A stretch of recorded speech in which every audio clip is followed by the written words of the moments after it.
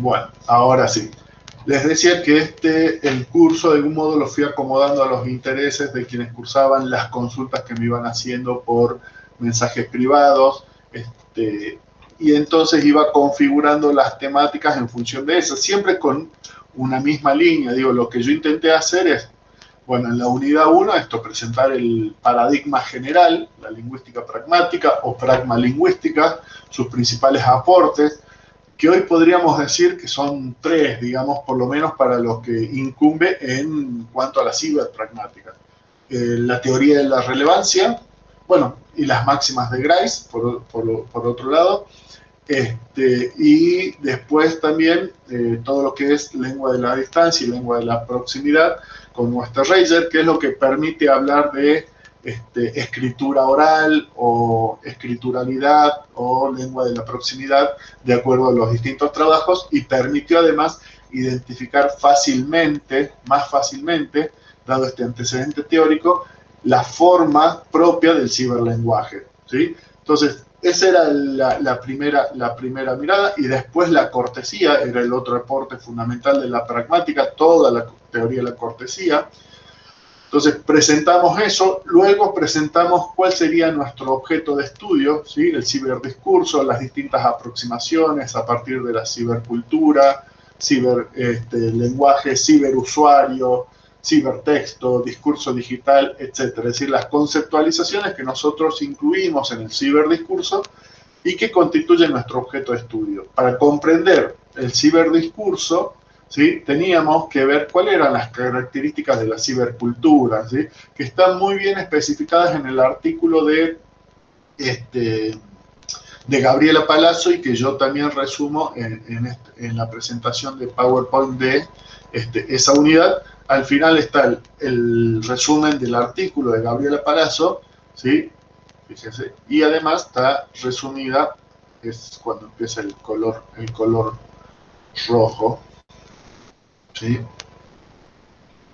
Está resumida las características de la cibercultura, acá, en esa diapositiva. Están todas, ¿sí? ¿Qué es lo que de algún modo nos proporciona la base sobre la cual analizar el ciberdiscurso, ¿sí? Y después teníamos ya propiamente la definición de la disciplina, que ahí tomamos use como texto fundante y fundamental, porque trata de abarcarlo todo. Cuando definimos la disciplina, volvimos a pasar por los conceptos fundamentales de la pragmática, ya pensándolos en función de el ciberdiscurso. Volvimos sobre la teoría de la relevancia y volvimos además sobre la teoría de la cortesía y la descortesía, ¿sí?, que funcionan fundamentalmente para ¿qué? Para el análisis de comentarios, ¿sí?, que era el primer tema, tanto en periódicos digitales como en redes sociales, si bien habíamos marcado la distinción entre contextos abiertos o de conexión endogrupal baja y contextos de conexión endogrupal alta, ¿sí? Podríamos decir que las redes sociales tienen mayor conexión, y depende también de qué tipo de grupos se puede decir que tienen mayor conexión. Después seguimos en la misma sintonía, pero ya específicamente en redes sociales, ya no solo trabajando cortesía y descortesía, que es el principal eje temático sobre el que se trabajan los comentarios, sino trabajando el tema de la imagen y la construcción de la imagen. Por supuesto, vinculada con la cortesía, porque sabemos que, sobre todo a partir de Diana Bravo, se liga cortesía con la construcción de una imagen de autonomía y de afiliación, ¿sí?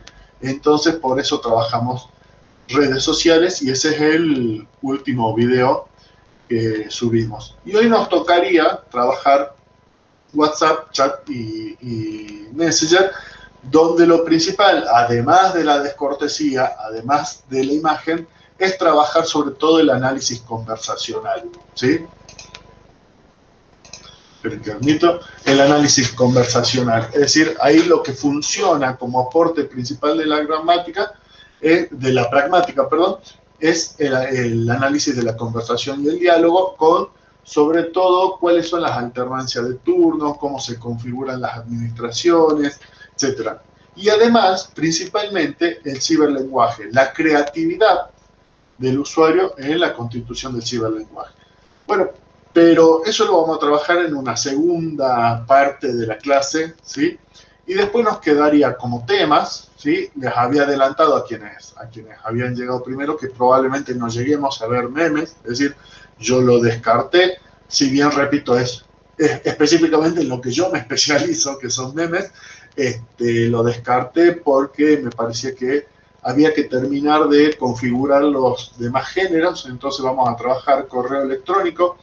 Acá principalmente vamos a trabajar cortesía, descortesía y lengua de la distancia y la proximidad. Les había adelantado ya en la primera o segunda clase que el correo electrónico sufre una transformación de un género informal a un género formal y pasa a institucionalizarse su uso como una herramienta formal de comunicación, digamos, al lado de otras redes sociales. Entonces, siempre en la evolución de los distintos dispositivos y plataformas es en relación o en vinculación con el surgimiento de nuevos. Entonces, aquello que aparecía como una informalidad antes, hoy aparece como un rasgo formal. Entonces, mandar por correo electrónico tiene cierto grado de institucionalización muchas veces, es decir, se dan las comunicaciones por hechas, por ejemplo, a correos oficiales, pero además salvaguarda es una posibilidad, habíamos dicho, de convertirse en salvaguarda de información. Incluso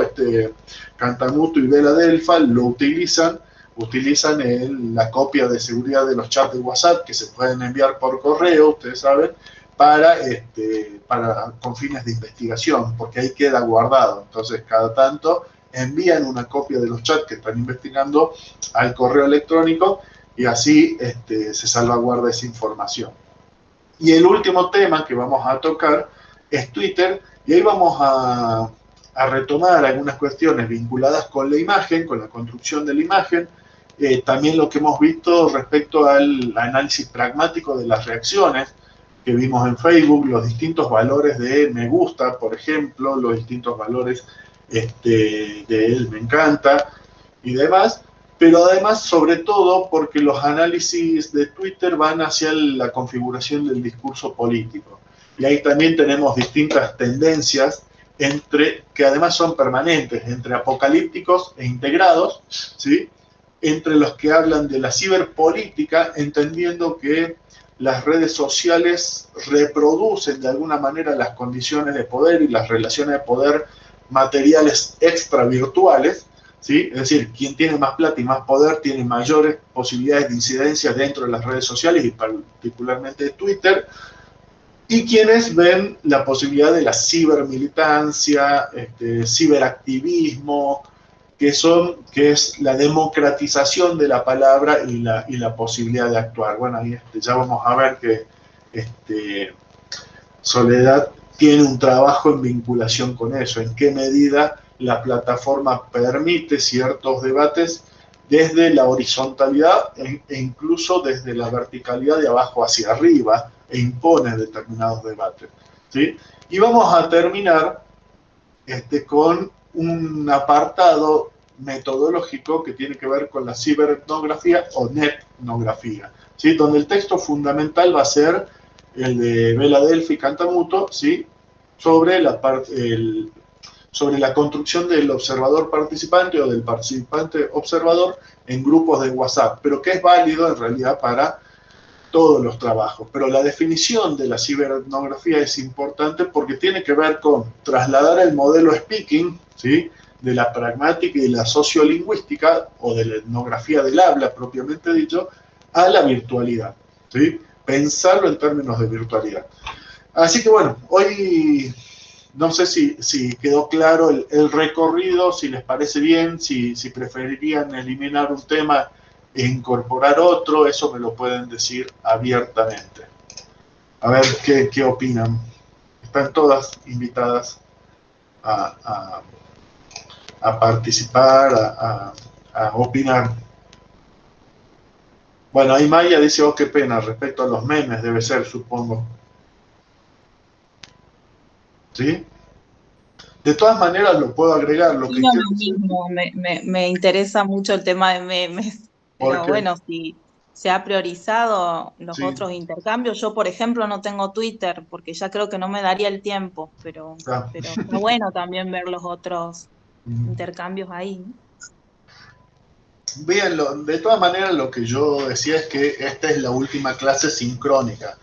Yo puedo seguir sumando de todas maneras porque además tengo la bibliografía y todo, puedo seguir sumando unidades, no tengo problema y podemos ver una por lo menos de memes. En cuanto a los memes, mi enfoque tiene que ver con las actividades de imagen, pero sobre todo con la teoría de los marcos mentales de Lakoff, es decir, la activación de determinados marcos mentales a partir de escenas reconocibles, palabras, etcétera. Yo lo trabajo desde ese lugar, desde la lingüística cognitiva, si se quiere, que es un aporte a la pragmática y que me parece que explica mucho de los éxitos de los memes, digamos, la viralización de ciertos memes en detrimento de otros que no se viralizan tanto, porque ahí hay la escena base por un lado y la posibilidad de sumarle nuevas significaciones por otro, siempre juegan de la mano las dos cosas. Entonces, un análisis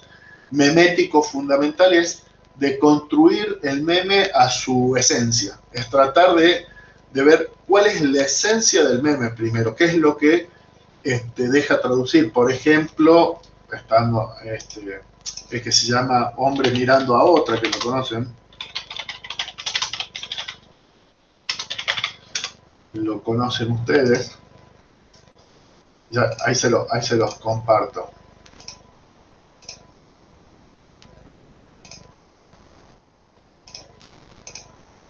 ¿Lo ven? ¿Lo ven? Si lo, ahí el meme, ¿lo están viendo? Sí, sí, se ve. Ah, bien. Bueno, ese meme es uno de los más exitosos de 2019. Hay que desconstruirlo a las expresiones más fundamentales, digamos, que tienen que ver con traición, descaro, falta de lealtad en el hombre, representada en el hombre, y además inconsistencia consigo mismo, digamos. ¿Por qué? Porque esas son las expresiones. Además, la expresión de mezcla de sorpresa y enojo, ¿sí?, de la chica. Al punto tal que una vez reconocibles, digamos, son intercambiables, ¿sí? Fíjense, estaba buscando el del político, ¿sí?, o el del gato, ¿sí? Son intercambiables, fácilmente reconocibles. Bueno, ese meme, para deconstruirlo, primero hay que hacer esto que yo acabo de hacer, es decir, cuáles son las expresiones fundamentales que están y que permiten que sea usado una y otra vez para mil razones distintas. Particularmente en la política, como en la política funciona mucho la deslealtad, el cambio de partido, etcétera, inmediatamente se reconoce la inconsistencia y la deslealtad como fundamento del meme, ¿sí? Pero no es tanto, digamos, la traición. En realidad, el mismo nombre, lo hombre mirando a otra, indica esta idea de inconsistencia consigo mismo. Por eso habla también de las dietas, por ejemplo, ¿sí? Es decir, frente a la posibilidad de la dieta, la elección de un objeto que no es consistente con esa dieta que se supone que uno ha elegido. Bueno, ahí podemos verlo. Y eso tiene que ver con las esencias que transporta la escena fundamental del meme. Y después, cómo esa escena permite determinadas actualizaciones en función de lo que está pasando en el momento y en función de determinadas representaciones y determinados marcos mentales. Bueno, eso lo podemos trabajar en otro momento. Yo puedo hacer esta exposición, repito, yo lo que trabajo es memes políticos y cómo se utilizan. Bien, pero veníamos, decíamos que íbamos a trabajar sobre los trabajos finales, para que vayamos conversando un poco. Sobre todo me interesa que nadie se desvíe de lo que está haciendo, es decir, quien tenga curso, tesis por hacer, investigaciones por hacer, no se desvíe demasiado de lo que viene haciendo y busquemos el modo de que el curso y la bibliografía del curso le sirva para esa construcción. Bueno, Soledad me decía, ella ya viene haciendo una tesis sobre un movimiento político en África en Twitter, ¿no? Lo podés comentar y vamos construyendo entre todos el método. Mi tesis de maestría, que la tiene mi directora corrigiéndola, es sobre una protesta estudiantil que hubo en Sudáfrica para cambiar la política lingüística de 2 universidades. Y obviamente... ¿Respecto al lenguaje inclusivo o...? No, es sobre una de las lenguas que estaba asociada, o que está asociada al apartheid. Bien. Entonces los estudiantes lo que querían era que esa lengua deje de ser usada como lengua de instrucción y que se use el inglés. En todo un movimiento decolonial, ¿no? Sí. Entonces, obviamente, como yo estoy lejos, hice etnografía virtual de redes sociales y mi campo fue el hashtag. Ellos usaron Afrikaans must fall, el Afrikaans debe caer, para viralizar la campaña, para exponer sus reclamos, para exponer su propuesta de política lingüística. Y a mí lo que me gustaría hacer para este curso es el después, porque mi tesis abarca ese momento. Sí. Pero que eso fue en 2015-2016. Los estudiantes ganan el reclamo, las universidades cambian la política lingüística. Entonces yo lo que quisiera ver es también en redes cómo reaccionan a la noticia de, bueno, ahora es oficial, porque obviamente hubo mucha disputa. Hubo una parte de estudiantes y agrupaciones civiles que hasta demandaron el cambio de la política lingüística, los que estaban a favor del Afrikaans, lo llevaron a la corte. Entonces, cuando la corte dice, bueno, no, el cambio es oficial, está bien, es constitucional, esta apelación no tiene lugar, a mí me gustaría ver eso, cómo reaccionan, porque es algo que no exploré.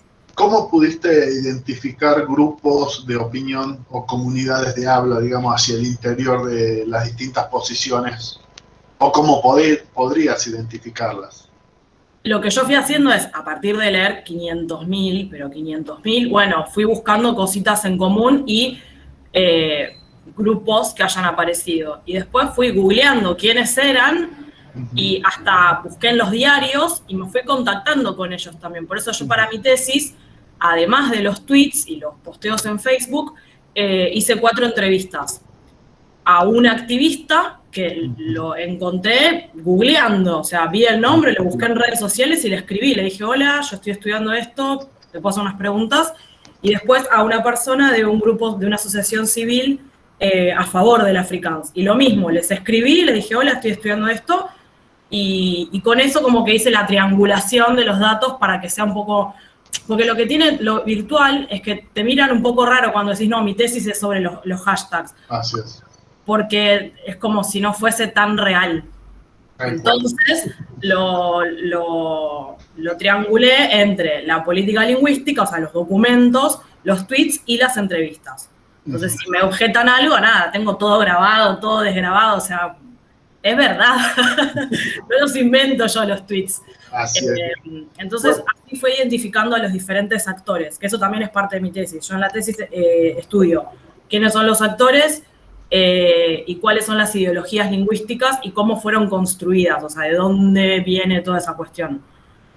¿Por qué lo defienden? ¿Por qué no? ¿Cómo lo defienden? ¿Qué argumentos usan? ¿Qué raíz tienen esos argumentos?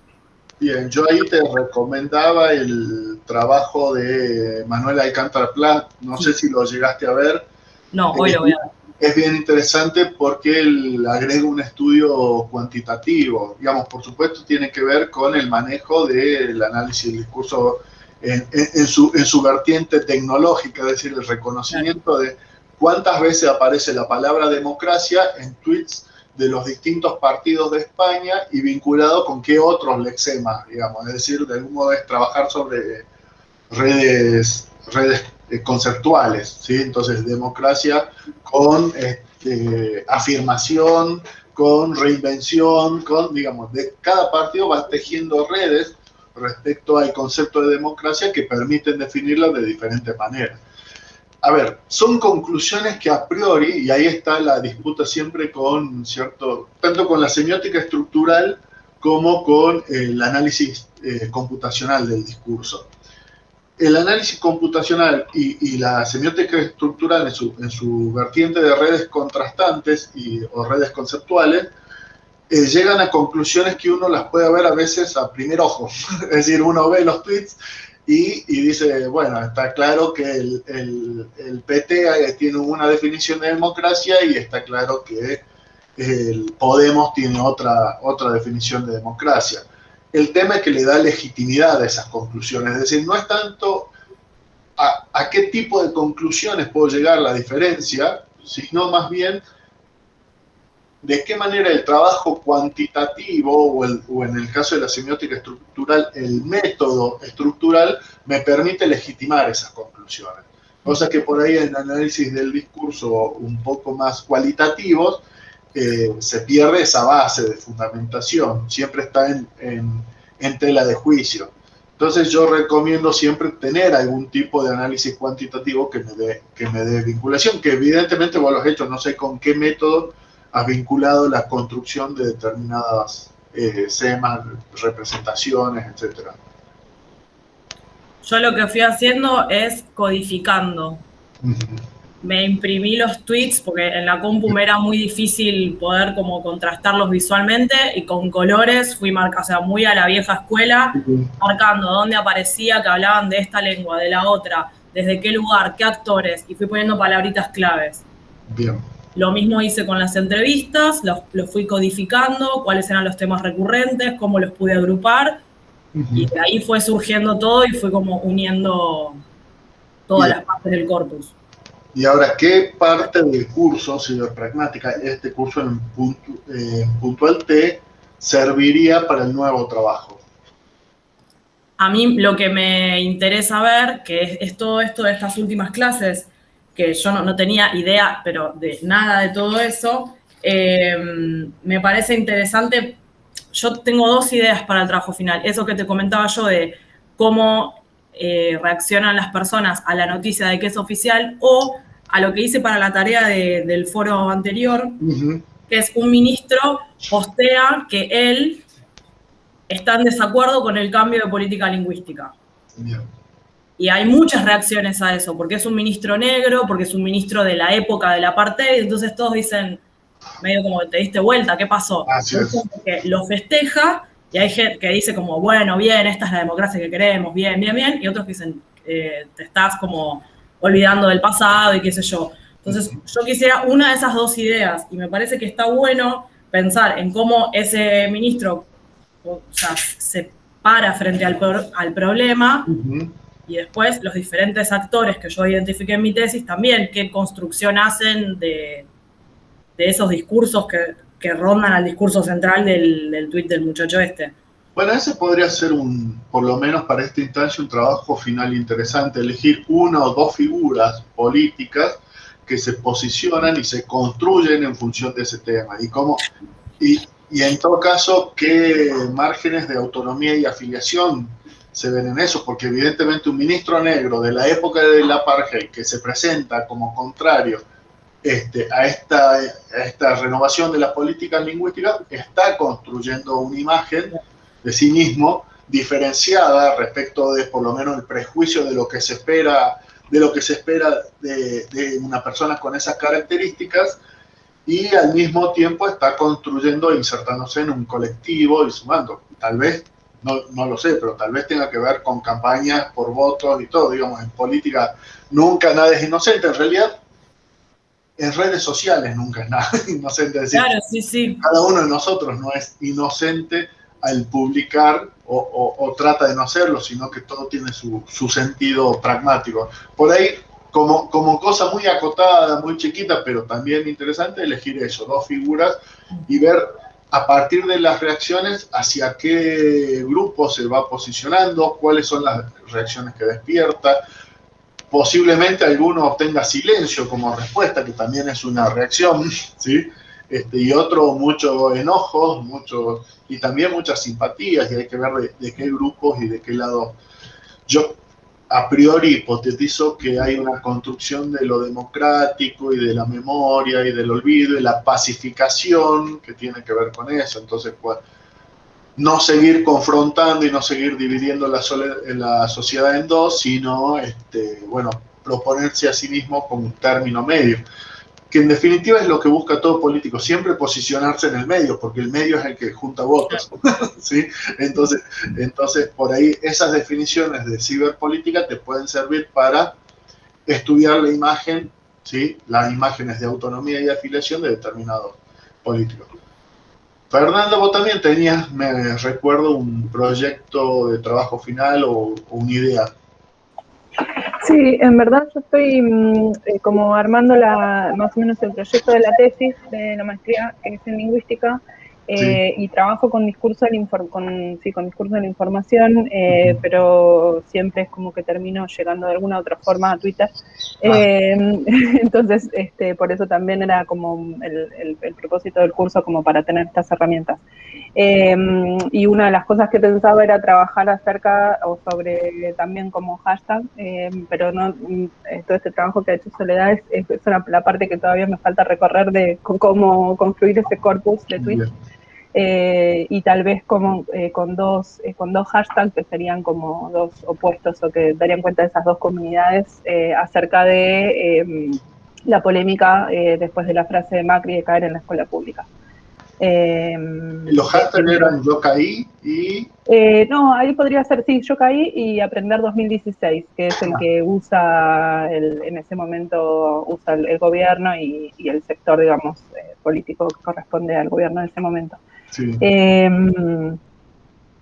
Ese sería tal vez como una propuesta de conformación de corpus, como para trabajar sobre el análisis de la construcción de esas representaciones sobre las identidades de los trabajadores de la educación, de los procesos educativos en sí mismos y de la construcción de la escuela como espacio también simbólico.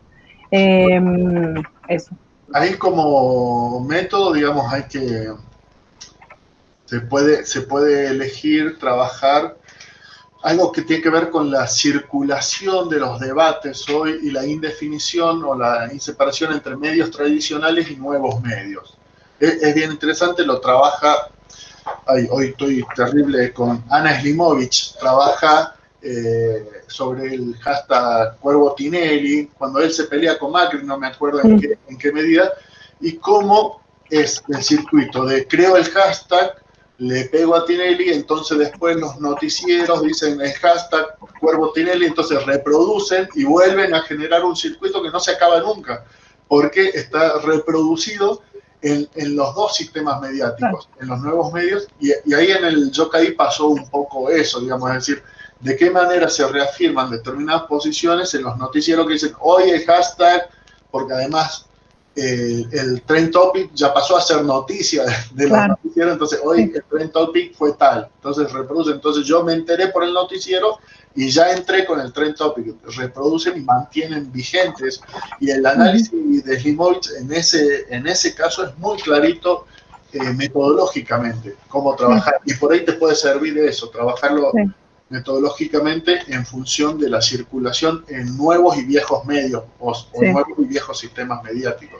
Sí, en particular de los medios lo que venía como trabajando o lo que venía buscando de mirar era como la construcción un poco relacionado con los marcos mentales de la afectividad, ¿no? Creo que lo habíamos hablado en alguna de las clases, era como o no lo recuerdo, pero la potencia, digamos, que tiene en la construcción de marcos mentales, los rasgos afectivos en los titulares y en diferentes segmentos de las noticias, para justamente como enmarcar el fenómeno que se informa. Entonces, en relación con lo educativo, el rasgo afectivo, digamos, está presente, y también eso lo podría trabajar en Twitter, digamos, en cómo diferentes usuarios lo construyen discursivamente desde ahí. Sí, además de ahí justamente lo que se tomó como fundamento de la discusión es el verbo caer. Claro, sí. El verbo caer implica una falta de elección, digamos, es decir, justamente nadie se cae por motu propio.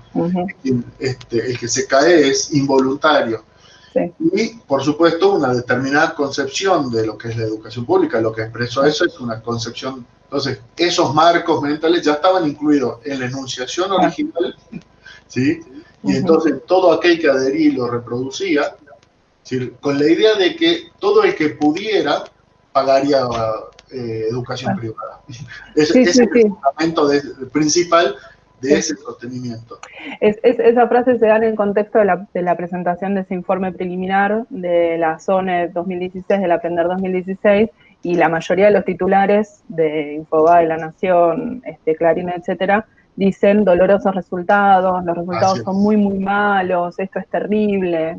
Se presenta, digamos, un informe estadístico a partir de esos rasgos afectivos y bueno, también opera con la metáfora de esa decadencia. Ahí te estoy compartiendo, era Tinelli Mercenario acá, era el hashtag.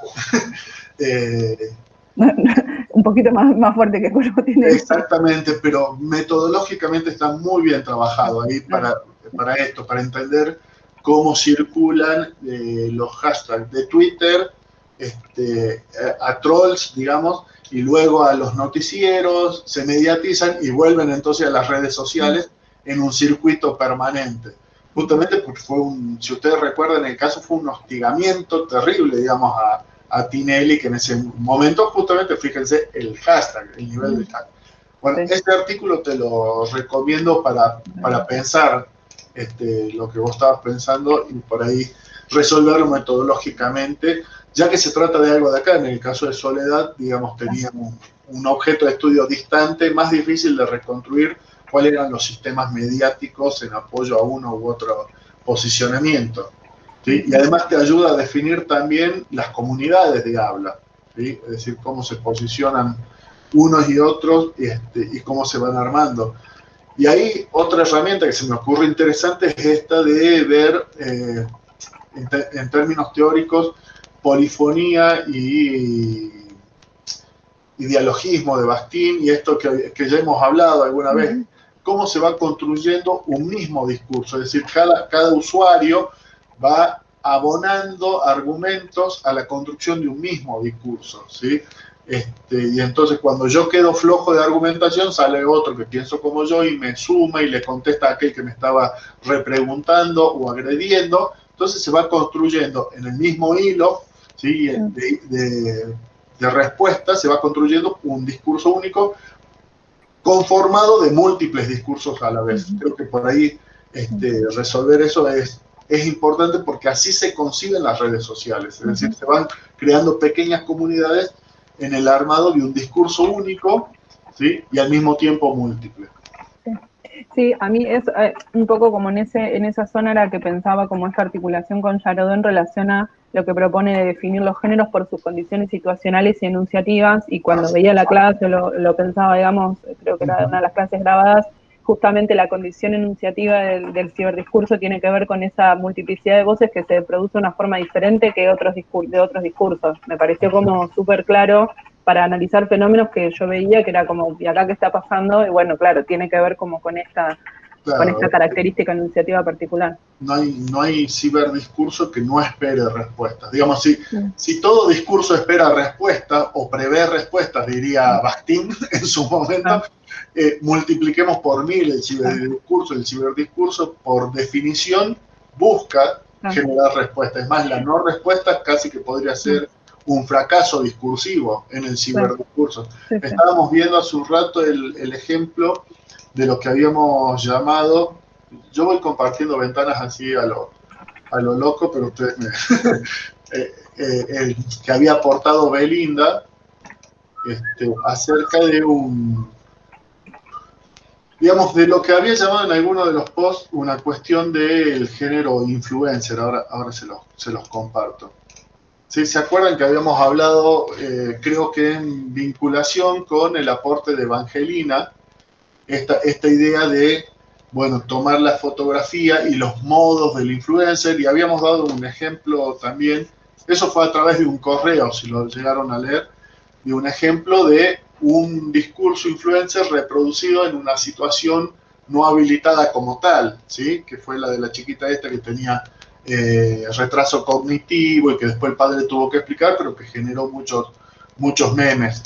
Bueno, en este caso, lo que visualizamos, habíamos dicho, es no solo el tipo de fotografía, el género selfie, por un lado, y además el género fotografía de modelaje o de outfit, sino además el género influencer entendido como esta invitación siempre a opinar, ¿sí? Me invitan a salir, no será demasiado moderno.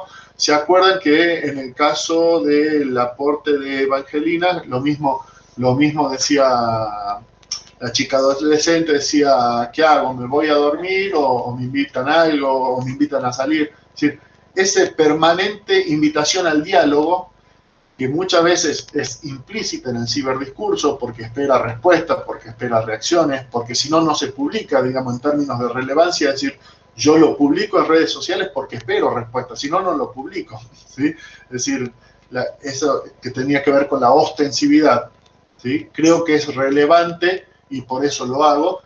A veces se hace explícito, ¿sí? A partir de la pregunta y la invitación a opinar en determinado género. Entonces ese es un condicionante fundamental del ciberdiscurso, y particularmente en Twitter, donde la conformación, eso lo vamos a ver la clase que viene a Twitter, la conformación del discurso confrontativo, del discurso antagónico, es fundamental, ¿sí? Entonces ahí siempre está presente la idea de otra voz, ¿sí?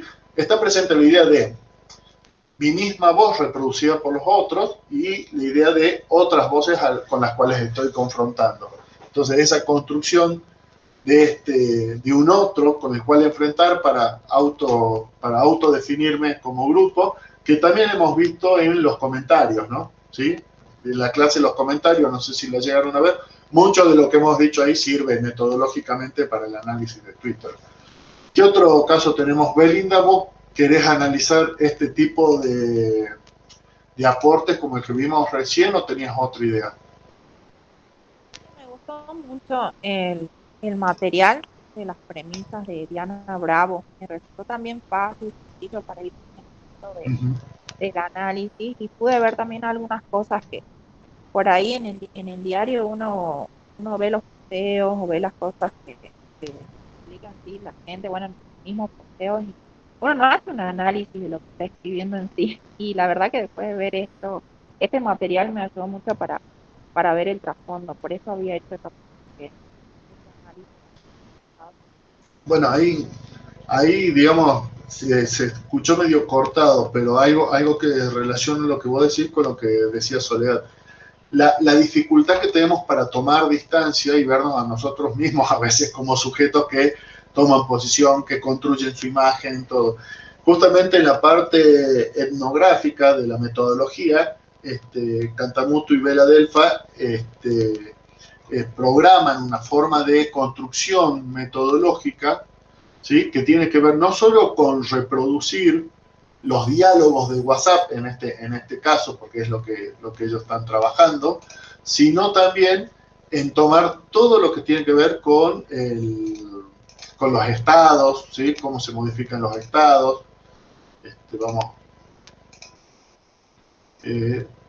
Lo tenía por aquí. Cómo se modifican los estados, cómo se modifican las fotos de perfil, porque todo va contribuyendo a ahí está, ahora lo comparto, a la conformación de un corpus en el cual analizar. ¿Ves? Ellas están realizando un diseño metodológico para analizar WhatsApp. Entonces, lo primero que hacen es un corpus de intercambios en los cuales además van poniendo cuál es el ID del interlocutor, los textos de la intervención, algunos datos de anclaje temporal y algunas anotaciones del investigador participante, ¿sí? Por otro lado, hacen un repositorio con todos los archivos multimodales, sobre todo meme, GIF, emojis, etcétera, para que no se pierdan, digamos, porque una forma es mandar la conversación por correo, pero en ese guardado se conserva solo lo lingüístico. Además realizan captura de pantalla y después van haciendo un archivo aparte con la información relativa a los perfiles, ¿sí? Lo que tiene que ver con el hábito, con el avatar, si es individual, colectivo, si sale con la familia, compañeros de trabajo, etcétera. El retrato, si sale de cara, de cuerpo entero, de torso, etcétera, ¿sí? O si hay ausencia de foto, si hay ausencia de foto sin más, o si está reemplazado por algún gráfico que tenga valor simbólico. Digamos, todo eso constituye material de análisis para poder analizar coherentemente y conscientemente los intercambios lingüísticos. Es decir, ese es el ejercicio que habría que hacer en un análisis de este tipo, ¿sí? Por esto de las presentaciones, cómo se presentan los hablantes y cómo analizar un hablante completo en términos de imagen, ¿sí? Bien, entonces me parece que es interesante, si vos no estás trabajando nada, Belinda, en vinculación con la ciberpragmática y solo te interesó el curso porque sí, digamos, es decir, quiero decir por la temática, pero no con fines de trabajo, sí diría que puedas trabajar, por ejemplo, el género de, como hemos hablado recién, los posts de outfits.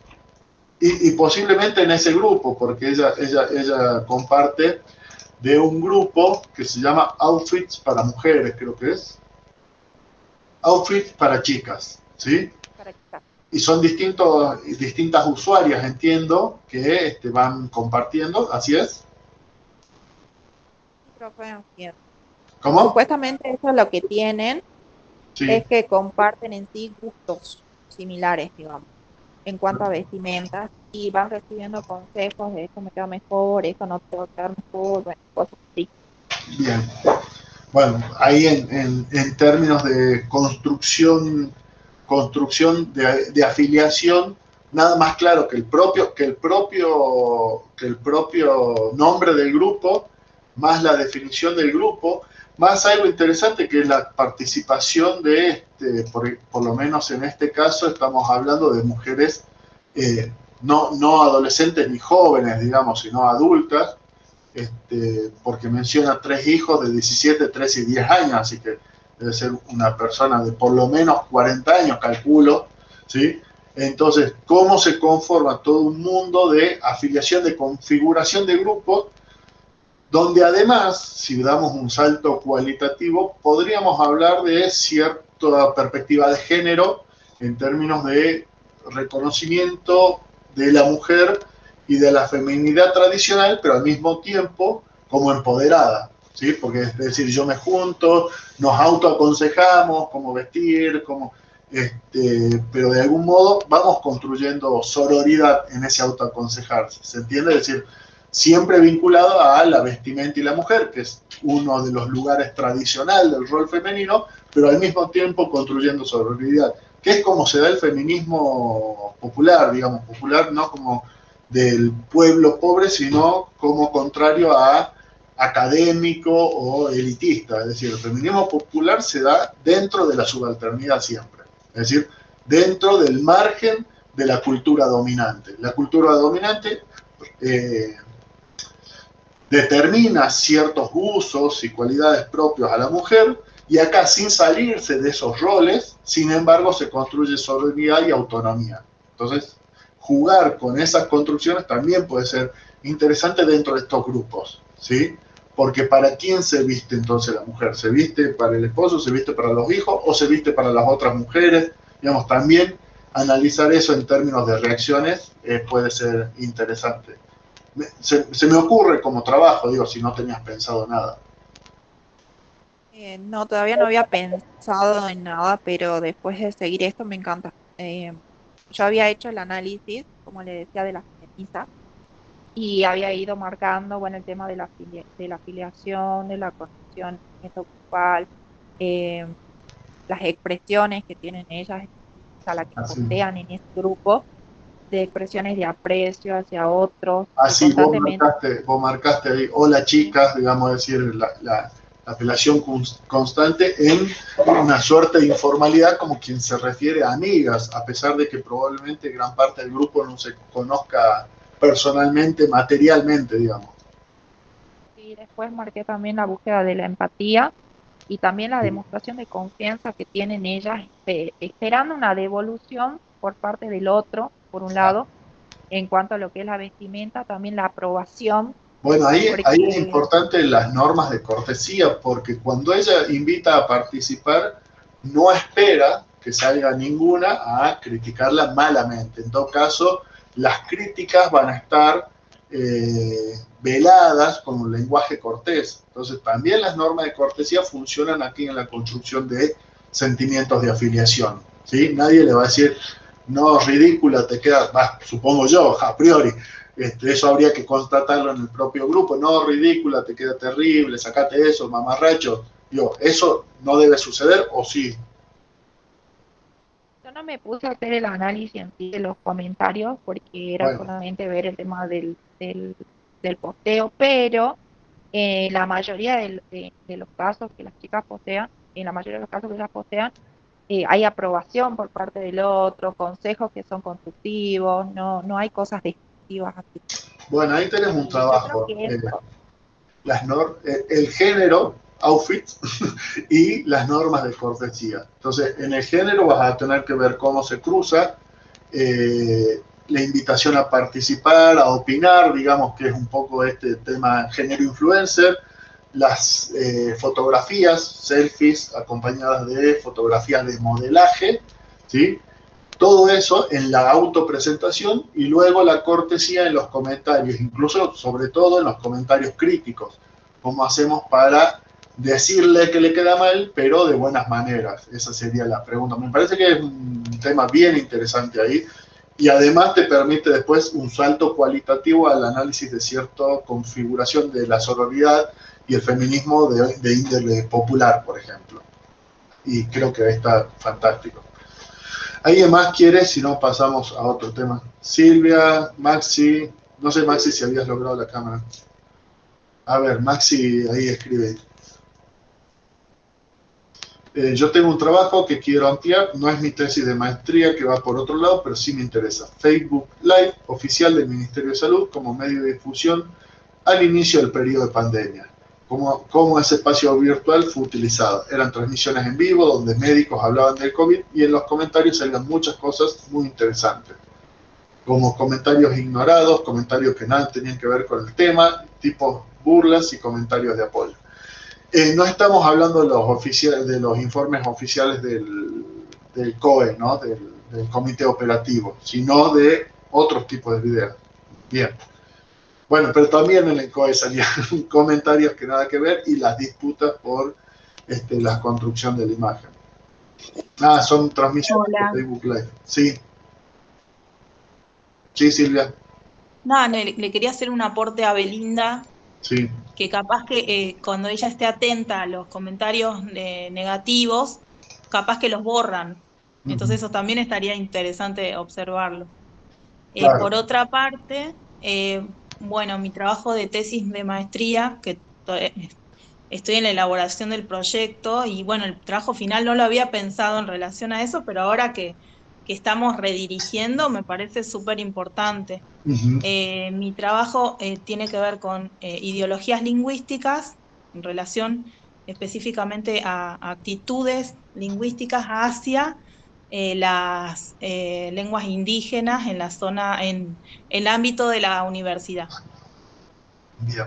Entonces, bueno, el proyecto de tesis que ya lo aprobé para el seminario de tesis de la maestría en Ciencias del Lenguaje en la UNSA, bueno, tomará, digamos, mayor forma, y bueno, entonces estaba pensando, como a mí me interesaba ver, analizar los comentarios, ¿no? Después de las noticias en diarios digitales, podría ampliar un poquito el corpus mirando los comentarios, no solo de diarios digitales, sino de fanpage de los diarios. Sí. Donde veo que es mucho más ágil el intercambio Tal cual. después de un posteo de una noticia de algún diario en fanpage. Bueno, ahí lo podés justificar, perdón, Sí. en primera instancia como recorte metodológico, porque ya hay varios estudios que dicen que los jóvenes, sobre todo, se informan a través de redes sociales. No quiere decir que se informen a través de lo que uno publica en redes sociales, sino se informa a través de los medios que tienen páginas en redes sociales. Además es bien interesante porque se informan por los mismos medios, es decir, por los medios dominantes. En Jujuy, creo que está primero el de Canal 4, no me acuerdo si es todo Jujuy. Segundo, Somos Jujuy, que es de Canal 7. Y tercero, Jujuy al Momento, que es de Canal 2. O sea que estadísticamente se siguen informando por los mismos medios. Nada más que sí acceden a través de las redes sociales. Y lo hacen en 2 momentos del día. A la mañana lo primero que hacen es ver Facebook e entrar a ver las noticias, y a la noche, antes de acostarse, ven un poquito de noticias, pero siempre a través de las redes. Con lo cual la dinámica, el dinamismo que vos señalas, es muy probable que así sea, y se explica por esto, es decir, porque nadie entra a las páginas de los diarios, digamos, a leer, sino que entran a las redes sociales, y muchas veces ni siquiera leen el texto, sino el titular. Y como me interesa ver los intercambios en relación a una temática muy particular, que es, por ejemplo, el fenómeno de lenguas en contacto, para observar el español andino en la zona específicamente noroeste argentino, está bueno ver qué opinan sobre esta cuestión. Así que restringiría el corpus a esas temáticas. Sí, pensando igual.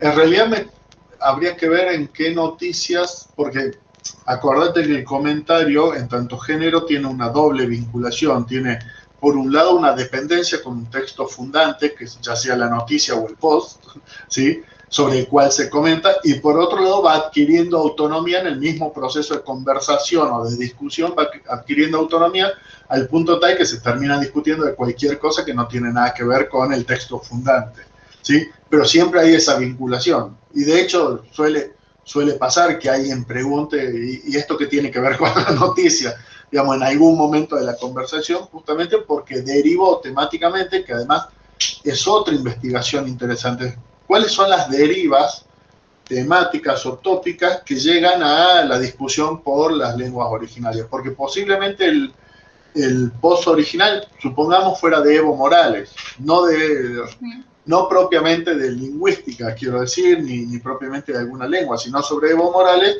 y que después la misma discusión va derivando en ciertas categorías sociales discriminatorias, y luego discriminaciones o actitudes lingüísticas fundamentales. Entonces habla bien y ese tipo de cosas, vinculada con la idea de que sos yuto, indio, negro, etcétera, vinculado además con una noticia original de Evo Morales, ¿se entiende?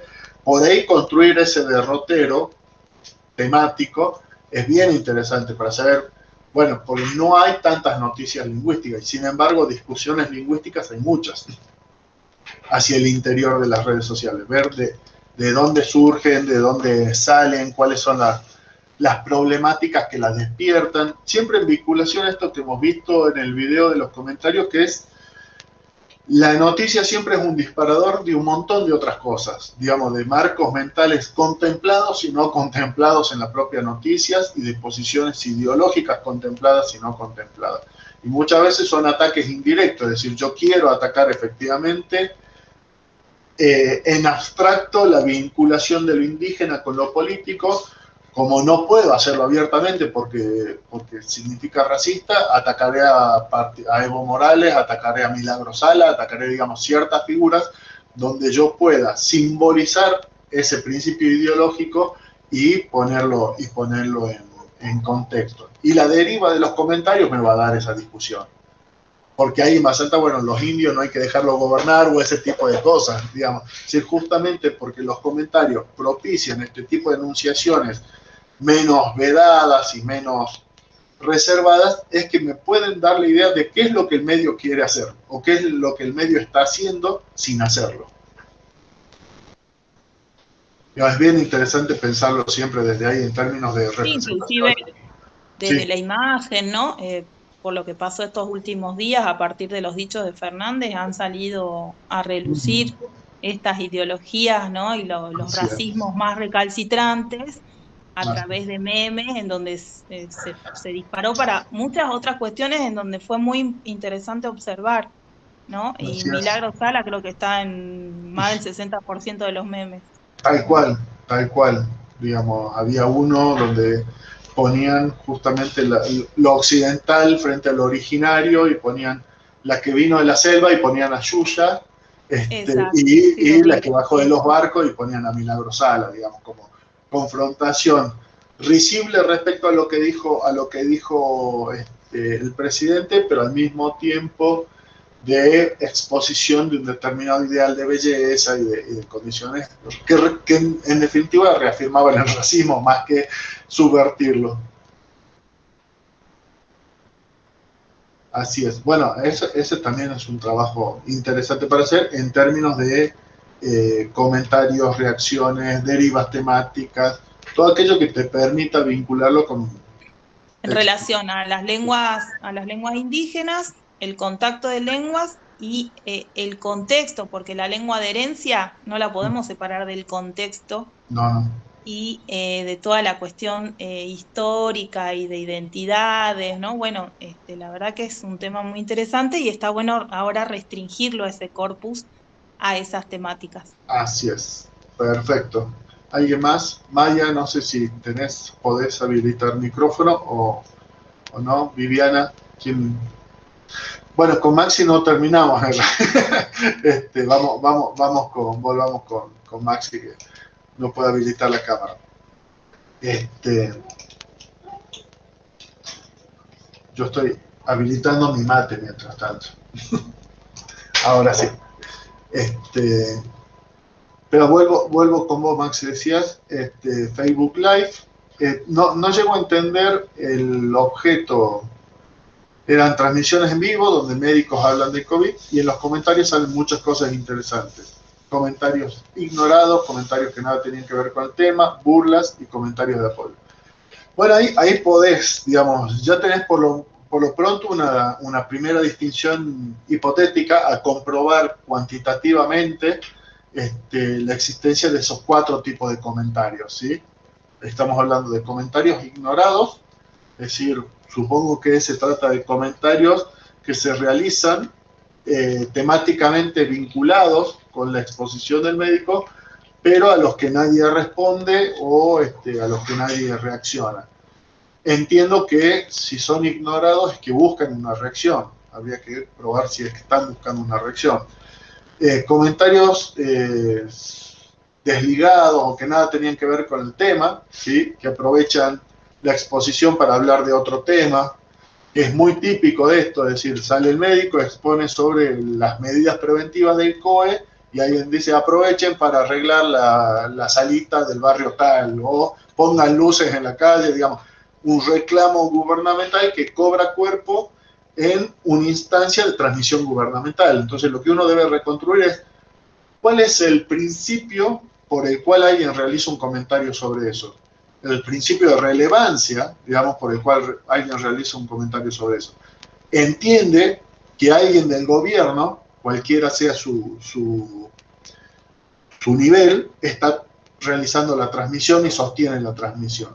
Y que puede ser un portavoz probable, posible, para un tipo de reclamo. Digo, de lo que se trata es de entender por qué alguien hace lo que hace, ¿sí? Entonces, cuando hay comentarios supuestamente que nada tienen que ver con el tema, para ese que lo hace algo tiene que ver, ¿sí? Si no, no lo hace. Quiero decir, si no, no aprovecha el momento porque sí. Entonces, una reconstrucción posible es esa, es decir, a ver, de los comentarios que nada tienen que ver, que habrá que hacer un estudio cuantitativo de cuántos son, el 50%, el 30%, el 20%, de ese 20%. ¿Cuál es la consideración de relevancia que hacen esos usuarios? Ese puede ser un tema bien interesante para ver cómo se aprovechan los distintos tipos de transmisiones desde algún sector de los medios gubernamentales, sobre todo en redes sociales que permiten la interacción, para colar reclamos que de otro modo no tendrían vinculación. Y también para horadar la imagen, porque cualquier comunicación prevista unidireccionalmente desde el gobierno va a una construcción favorable de ese propio gobierno. Yo como antigobierno, digamos, lo que hago es construir una imagen negativa a partir de los reclamos. Entonces, quiero que se visibilice, por lo menos para todos los que estamos viendo esa transmisión, quiero que se visibilicen las fallas.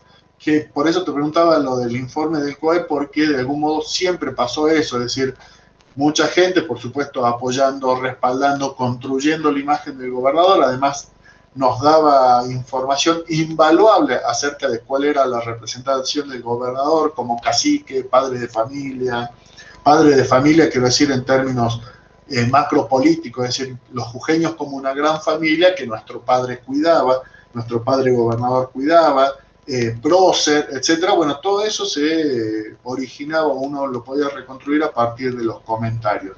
Y también toda una militancia por horadar esa imagen, ¿sí?, a partir de otros reclamos, ¿sí?, de otros reclamos que no tenían nada que ver en principio con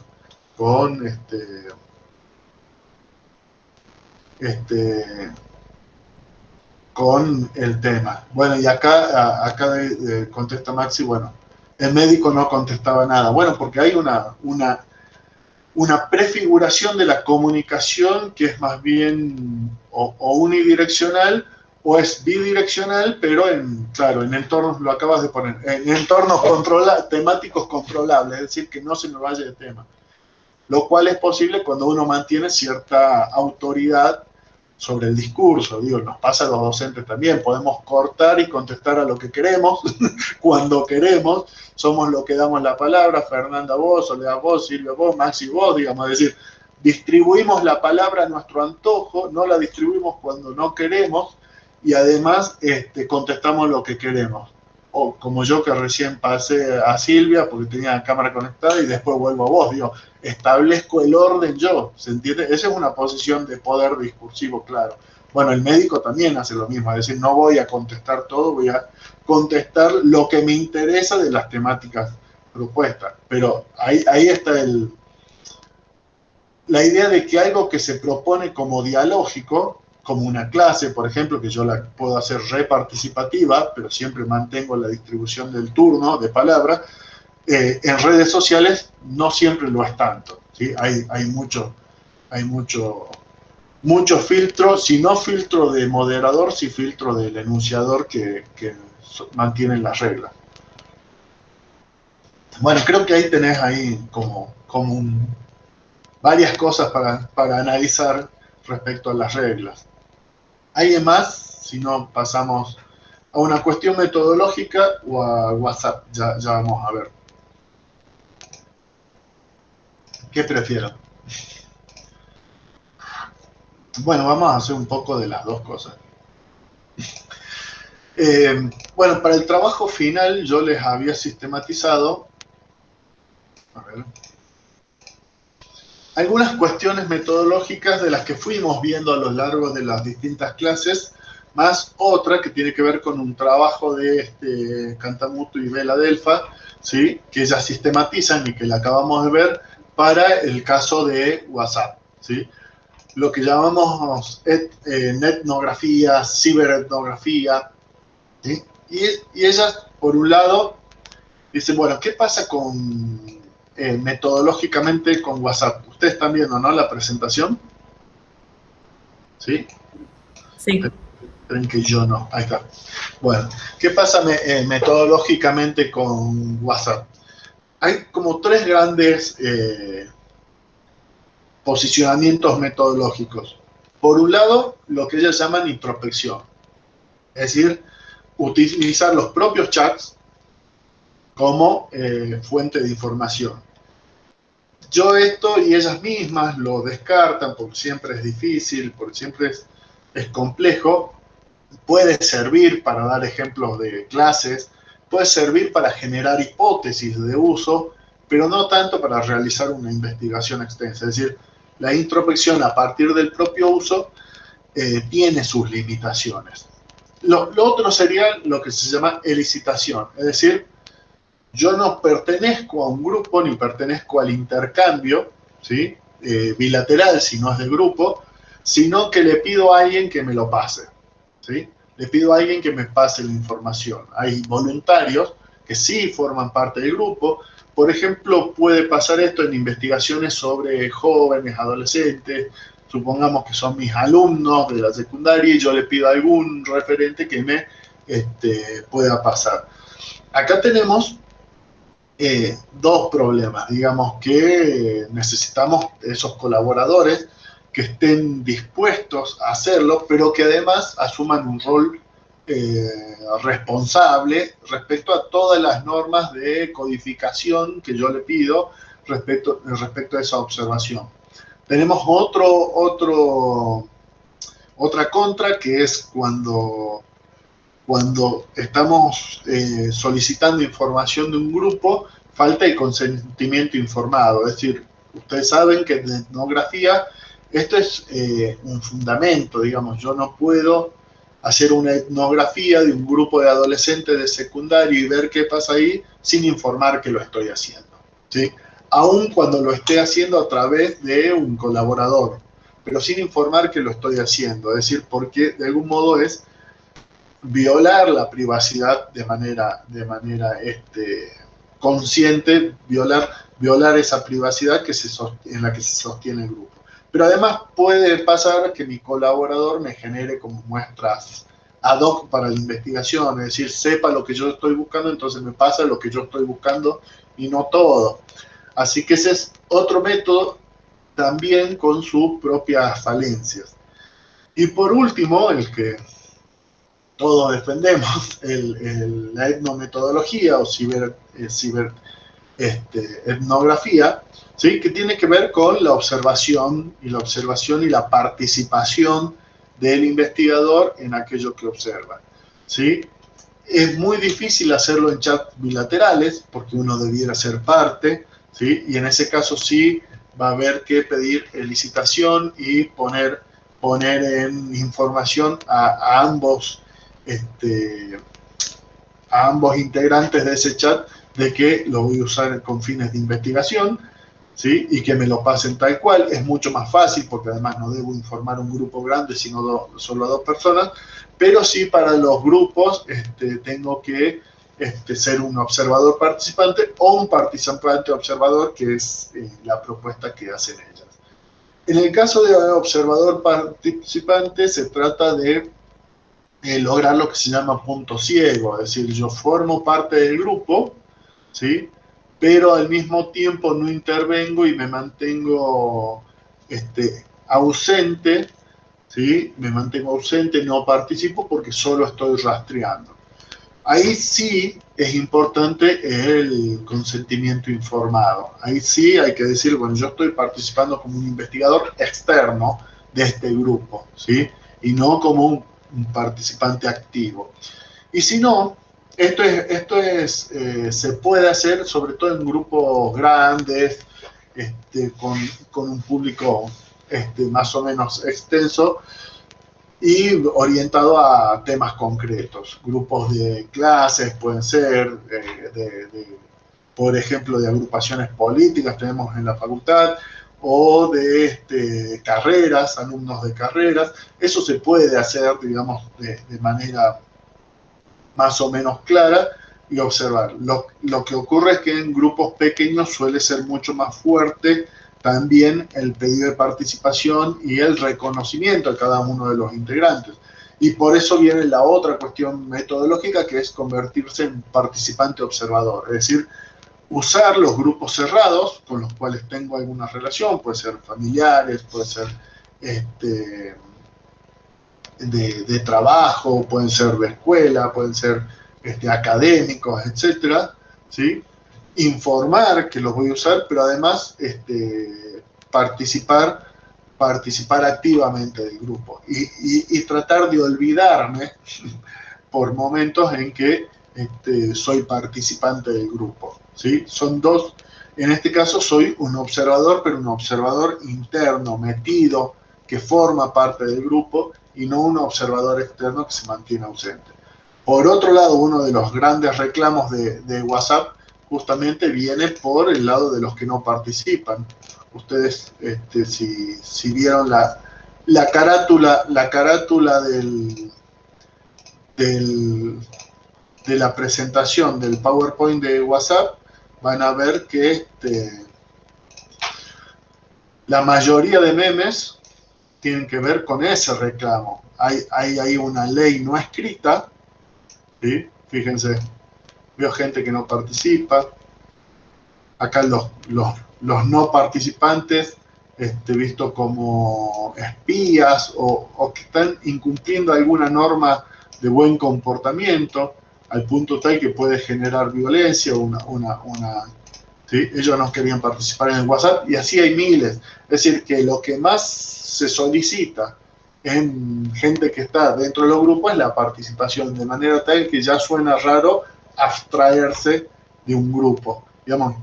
Y acá meto otro tema respecto a memes. Los memes respecto a las propios dispositivos y a las propias plataformas son muy interesantes para analizar cómo hay un control metalingüístico, ¿sí? Metapragmático acerca de lo que se debe y lo que no se debe hacer en cada... Ese es un estudio bien interesante para quien no tenga tema de estudio, es esto, ¿sí? Es decir, cuáles son las reglas de los distintos dispositivos y plataformas según los memes que se producen sobre ese dispositivo o plataforma, ¿sí? Fíjense, tiene que ver con acallar los grupos, por acá, ¿sí? Con los estados de WhatsApp, qué pasa con los estados de WhatsApp, tiene que ver con mostrar o no mostrar los usuarios activos, hay otros sobre las palomitas celestes o no, digamos, es decir, la confirmación de lectura o no. Entonces, investigar sobre memes que realizan alguna función analítica, metalingüística sobre los propios dispositivos es bien interesante porque así es como se van extendiendo también las reglas de uso. Así es como yo llamo la atención de mi grupo, es justamente compartiéndoles un meme que no de la gente que no participa, ¿sí? Entonces, ese análisis, por eso yo se lo puse en Facebook, en los comentarios y también en WhatsApp, ese análisis nos va dando ciertas pautas de comportamiento lingüístico, de comportamiento discursivo, ¿sí? Que se reproducen no solo por el uso, sino que la función prescriptiva empezaría a pasar también por los memes que se comparten, ¿sí? Entonces, lo tiro como un elemento más de análisis para quien lo quiera realizar. Es bien interesante cómo el meme se transforma en un elemento pragmático de socialización, ¿sí? Y prescripción y educación acerca de los usos. Bueno, decía, ese es el planteo metodológico inicial que realizan Cantamuto y Veladelfa, es decir, las distintas formas metodológicas de abordar un grupo de WhatsApp, ¿sí? Respecto ya a lo concreto, lo que ellas tienen en cuenta, habíamos visto, es no solo tener en cuenta los intercambios textuales, sino también los aspectos multimodales. Ahí tenemos que ver todo, porque además se van renovando. Fue primero el emoticón, luego el emoji, luego el GIF, el meme y ahora los stickers. Y hay que ver también la socialización de la producción de stickers y la reproducción de stickers en distintos momentos. Y además la configuración del eto, es decir, todo lo que tiene que ver con estados, perfil, fotografía, todo. Como ya habíamos visto, entonces, metodológicamente implica ciertas técnicas de recolección de datos que tienen que ver con lo textual, recolección y almacenamiento, con los archivos multimedia, ¿sí? Capturas de pantalla para contextualizar todo eso, y después un archivo con información relativa al eto, es decir, a los perfiles, las fotos y todo.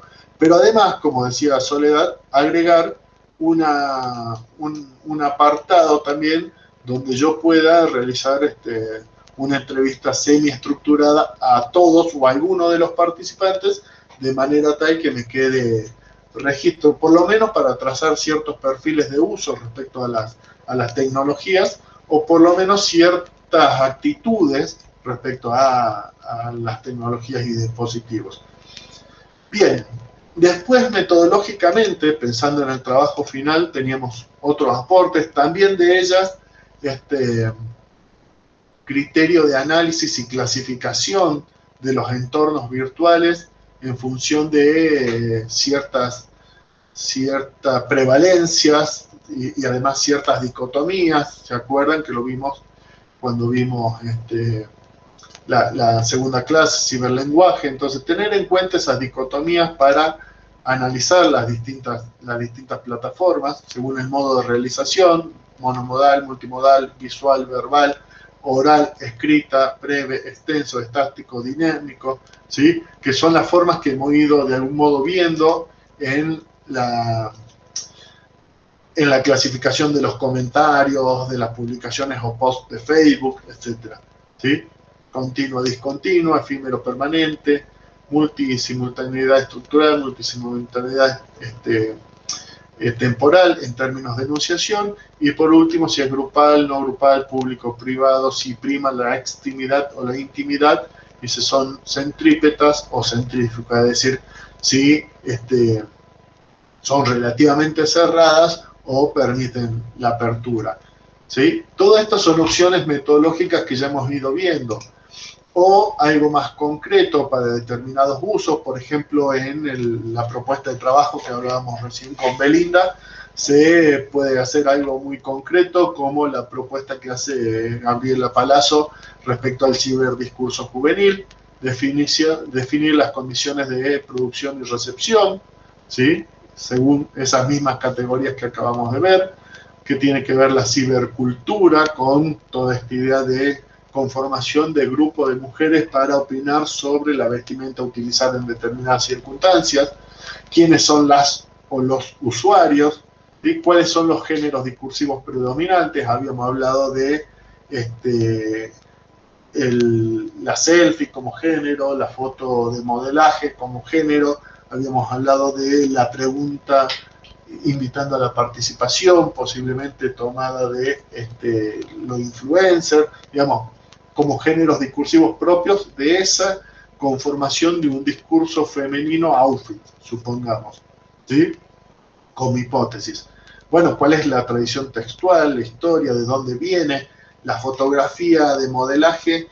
¿Cuál es el modelo que tomamos de las revistas de moda? ¿Cuál es el modelo que tomamos de los folletos de venta? Es decir, ¿dónde hemos aprendido a posar, a fotografiar de arriba, de abajo? Bueno, lo hemos aprendido viendo fotografías, y es la propia práctica y los propios usuarios los que nos van enseñando, no de arriba, no, de abajo, no de arriba, de esto, sí, párate así, párate de aquel modo, al punto tal que ya hay páginas que cómo tomarte la mejor selfie, cómo tomarte la mejor foto. Es decir, hay toda una interacción entre el uso y la prescripción, ¿sí? Que se va aprendiendo, pero esas páginas surgen porque hay una demanda de esa información también. Siempre tengan en cuenta esta perspectiva dialéctica.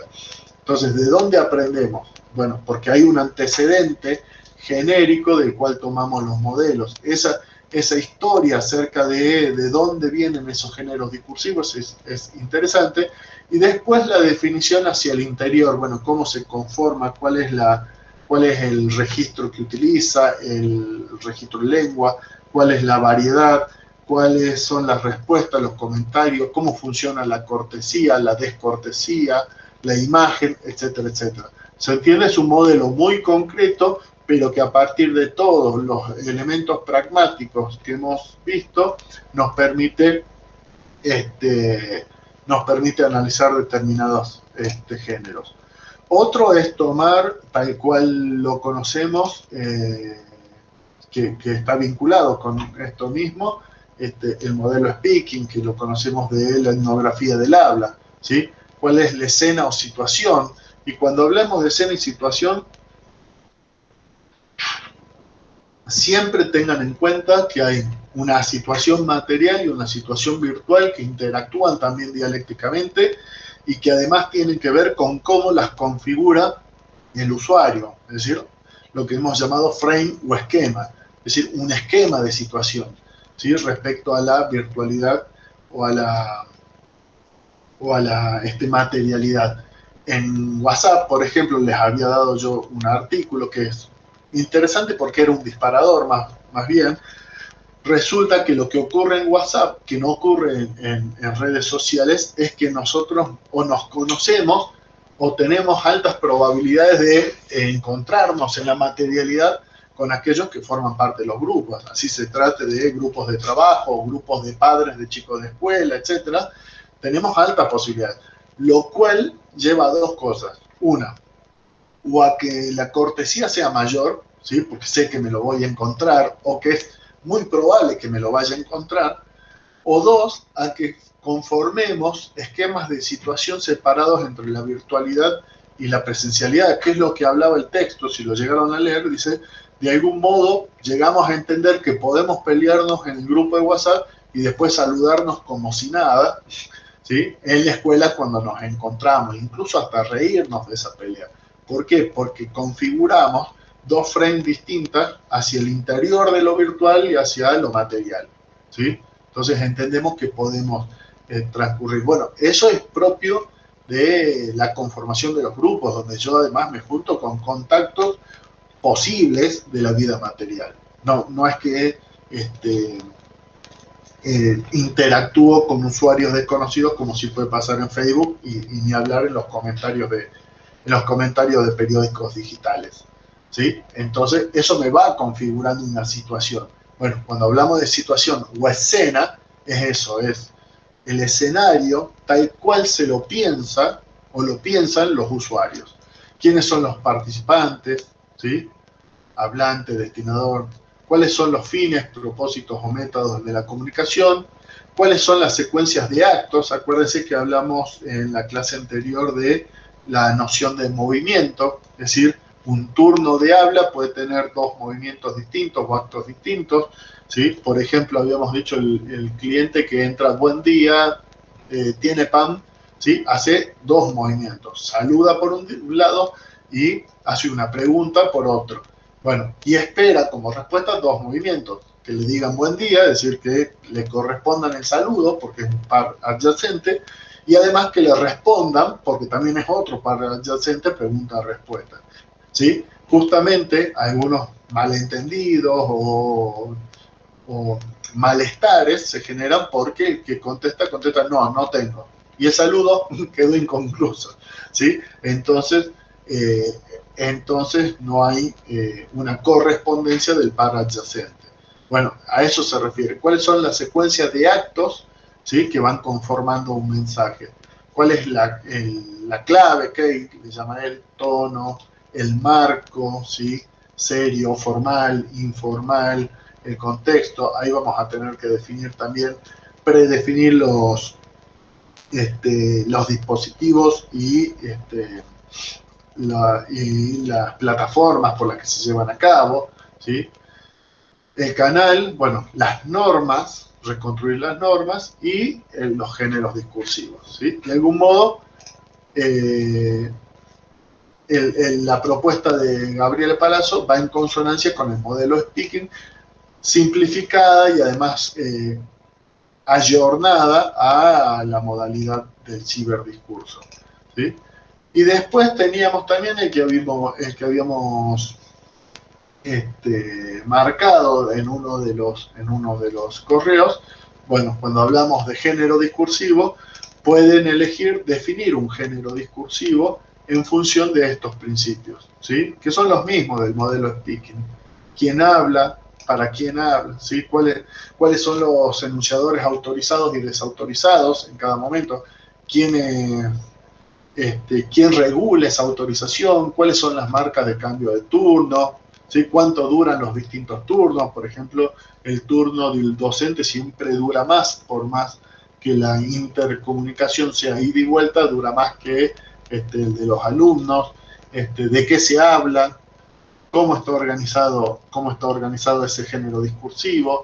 ¿Cuál es el estilo en tanto variedad lingüística, registro, pero también elementos multimodales que utiliza acompañando, ¿sí? Ahí tienen también un artículo sobre los emojis y las distintas funciones que cumplen, ¿sí? La función o fines, ¿sí? Habíamos visto en el modelo Speaking, ¿para quién se habla? ¿Sí? Si ese quién es un colectivo, constituye una comunidad de hablantes que se reconoce como tal o no, o se está intentando construir esa comunidad, ¿sí? Y si se está intentando construir cuáles son los principios de identidad que funcionan, cómo se autopercibe, y cuáles son los criterios de exclusión. Es decir, toda comunidad se construye excluyendo a otra gente, ¿sí?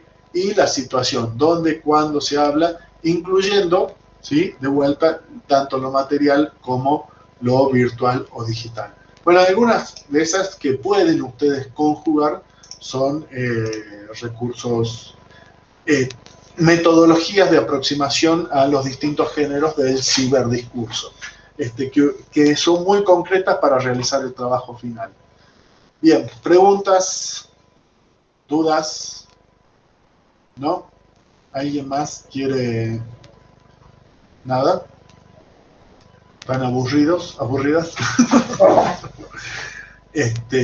Y después, bueno, lo que les decía respecto al curso, para completar, es que yo voy a completar directamente con clases asincrónicas. Bueno, la de WhatsApp ya tienen la presentación, pero voy a grabarla. Es una clase de 40 minutos aproximadamente. Correo electrónico, Twitter, ¿sí? Que ahí en todo caso podemos ver si hay algún tipo de interacción, y memes, faltaría como complementar, como pequeñas clases muy chiquitas de media hora de cada uno. Voy a tratar de extenderme un poco más en todo caso en Twitter. Y después quedan abiertas como canales de diálogo el chat y los mensajes por correo, para que vayamos trabajando, repito, los trabajos finales en vinculación con lo que ustedes tengan que hacer, y además en la construcción de algo que les sirva realmente para sus tesis y todo, que puede ser una partecita, digo, para quien no está haciendo nada, bueno, tendrá que hacer un trabajo específico de definición de un género, pero para quien sí está haciendo, veamos de qué manera la bibliografía y la conceptualización de la ciberpragmática les sirve para hacer eso. Aunque nos tengamos que mover un poquito, buscar nuevos referentes textuales, teóricos, aunque nos movamos, pero digo, no quiero poner en una carga que signifique un nuevo trabajo con nada que ver con lo que ya estoy haciendo y que me implique todo un esfuerzo cognitivo extra. Vamos a buscarle el principio de relevancia también al trabajo final del curso. ¿Les parece? Bueno, ¿hay preguntas, consultas, dudas, comentarios? ¿No? Entonces, damos por finalizar nuestros encuentros presenciales. Les agradezco muchísimo la participación. Sí, Fernanda, estabas por... Sí, no, sobre el trabajo final, fechas, plazos, tiempos. Mira, lo voy a arreglar con la Secretaría de Posgrado, y también las fechas, como les parezca también a ustedes, siempre que no nos vayamos demasiado. No sé si les parece un mes de plazo, es mucho o poco. Y en general para así trabajo final de posgrado es un mes y medio, un mes y medio. ¿Coinciden? Por lo pronto. A ver, déjenme ver que vea ya cuáles son las supuestas semanas de... no, está bien, podemos un mes y medio, estamos justo a 15 de junio, sería al 27 de julio, 30 de julio, viernes 30 de julio, ¿les parece? Sí, para la presentación. Pueden antes, el que quiera antes, y yo ya voy definiendo notas. Repito, yo suelo trabajar con mucha consulta, es decir, en vez de mandarme todo el 30 de julio directamente, prefiero quien quiera y pueda que vamos avanzando juntos, de manera tal que al 30 ya llegamos con la cosa cocinada, digamos, es decir, con el trabajo cocinado y no rehacer. Entonces, quien quiera consultar, vamos, mira, fíjate esto, acá esta bibliografía te puede servir, nota esto, y vamos construyendo en todo caso juntos el trabajo, ¿sí? Así que, repito, quedan abiertas los dos canales de comunicación para lo que quieran consultar, y si no es así, bueno, esperaremos al 30 de julio la presentación de trabajos, ¿sí? No hay una extensión mínima, lo que a mí me importa es que por lo menos se note esto, es decir, elijo un género, supongamos, tomemos el caso de Belinda, que no está trabajando nada que ver con la ciberpragmática, está en otra cosa. Pero descubrió algo que podría considerarse un género y que tiene que tratar de construirlo. Entonces va a tomar, digo, no sé si lo va a hacer, pero puede tomar ese grupo, outfits para mujeres, y definir las interacciones de eso. Esto, quién habla, para quién habla, con qué fines, a través de qué géneros, a través de qué recursos lingüísticos, a través de qué discursos multimodales, etc. Digo, ese aporte, por mínimo que sea, ya está generando un estudio que no existía. Digamos, por lo menos no existía en cuanto a ese género específico. Si logramos eso, yo me doy por satisfecho. Siempre, entonces, quienes no tengan una tesis en desarrollo, una investigación en desarrollo directamente vinculada, les pido que hagamos eso, es decir, o la interacción en grupos de docentes de WhatsApp de grupos de docentes, o de padres de escuela, o, digamos, y vamos definiendo como distintos tipos de grupos, comunidades de habla, etc. ¿Bien? Bueno, entonces, si no es antes, hasta el 30, que espero sus trabajos. De todas maneras, pásense por el aula porque se va a ir completando respecto a los últimos, sobre todo, bueno, Soledad y Fernanda, que van a trabajar Twitter, por ahí les puede servir algo de lo que aporte. Aunque si ya están en tesis de maestría, capaz que no les sirve nada y saben más que yo, pero bueno, por lo menos con que ayude a pensar es suficiente. Meta. Nos vemos entonces. Hasta luego. Buenísimo. Chao, muchas gracias. Saludos. Hasta luego. Chao, profe. Chao, hasta Chao. luego. Gracias. Un Adiós. gusto. Para mí.